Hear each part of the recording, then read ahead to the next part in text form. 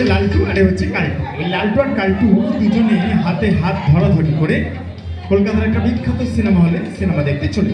সেদিন ঘটেছিল একটা সাংঘাতিক ঘটনা, সেটা এখন আপনাদের সামনে আমি উপস্থাপনা করতে চলেছি। ঠিক এইভাবে এরা দুজনে হাতে হাত ধরাধরি করে কলকাতার একটা বিখ্যাত সিনেমা হলে সিনেমা দেখতে যায়।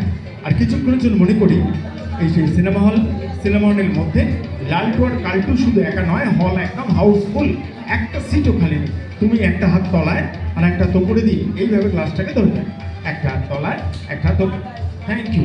এমন সময় লালটু কালটুর বাড়ির সামনে দিয়ে আমি একটা অনুষ্ঠান করতে যাই। লালটু কালটুর একটি ছোট্ট ভাই আছে, আমাকে ডেকে বলে তুমি তো ম্যাজিশিয়ান, ম্যাজিক জানো, আমাকে একটু পৌঁছে দিতে হবে। আমি একদম ছোট বাড়িতে ঘুমোচ্ছিলাম, আমাকে রেখে দাদারা চলে গেছে সিনেমা দেখতে, পাঠিয়ে দেওয়া যাবে, তুমি ম্যাজিক করো, আমি পৌঁছে যাবে। আমি সেটা জীবনে হবে। তো লালটু কালটুর ছোট্ট ভাই দেখায় এত ভরসা, ওর বাবা মা আদর করে নাম রেখেছিল নীলু। এই হচ্ছে নীলু। আমার কাছে ছিল খুব পুরোনো দিনের একটি গাড়ির মধ্যে আস্তে আস্তে আমি নীলুকে বসালাম। যেই না বসালাম সঙ্গে সঙ্গে প্রাইভেট টিউশন পড়াতে আসেন ম্যাডাম, বলছে কোথায় নিয়ে যাচ্ছেন? আমি বললাম না, আমি বাড়ির পারমিশন নিয়ে যাচ্ছি। বললো আমি একবার দেখবো।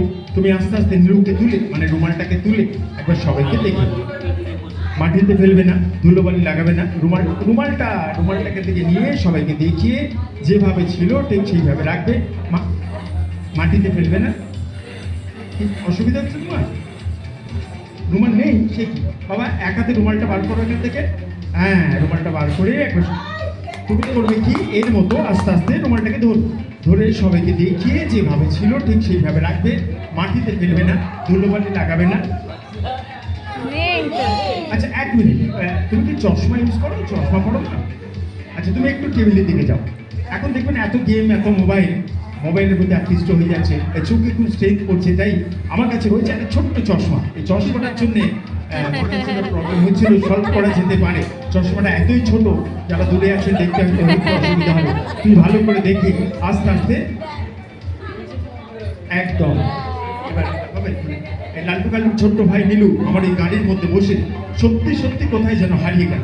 আমি গেলাম সিনেমা হলের দিকে, ঝলমলের লাইটগুলো জ্বলে গেছে। আর বাবু কেউ এসছে? ও, আপনাদের সঙ্গে তো পরিচয় করাতে ভুলে গেছে, এ হচ্ছে সেই সিনেমা হলের একজন ভারপ্রাপ্ত কর্মচারী। আমার ঘাট নেড়ে বললো ভেতরের দিকে তাকিয়ে যে একবার দেখি কেউ এসছে কিনা। বাবা ছেড়ে দাও, ক্লাসটা ছেড়ে দাও। হ্যাঁ, যখন সিনেমা হল ভাঙলো, লালটু কালটু মধ্যেখানে ছোট্ট ভাই সেই নীলুকে নিয়ে ঠিক এইভাবে ফিরছে। Thank you. আর তোমাদের দুজনের জন্য আমাদের পক্ষ থেকে বাবাই ছোট্ট উপহার।